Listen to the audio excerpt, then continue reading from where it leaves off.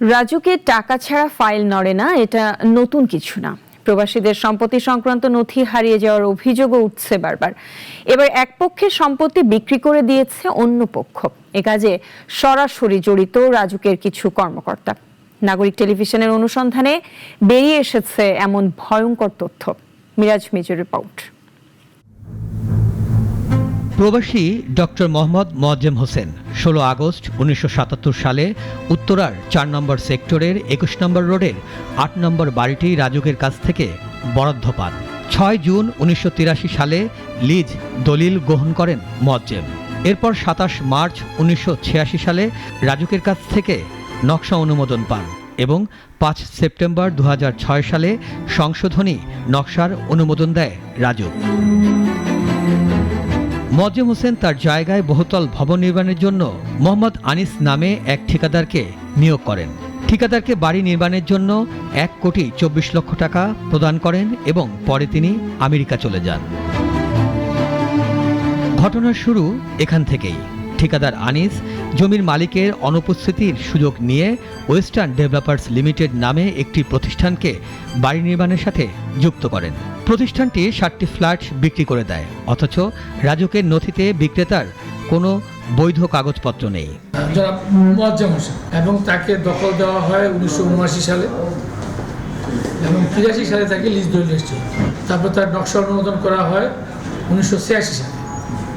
আবার 2006 সালে তিনি সংশোধিত নকশা অনুমোদন করেন। ওয়েস্টার্ন ডেভেলপার্স লিমিটেডের পক্ষে মেজর মমিন ইসলাম যে আবেদন করেন আনরেজিস্টার্ড ডিডে, সেটার কোনো আইনগত ভিত্তি নেই। তাহলে কোন আইনের বলে 7টি ফ্ল্যাট বিক্রি করল ওয়েস্টার্ন ডেভেলপার্স লিমিটেড?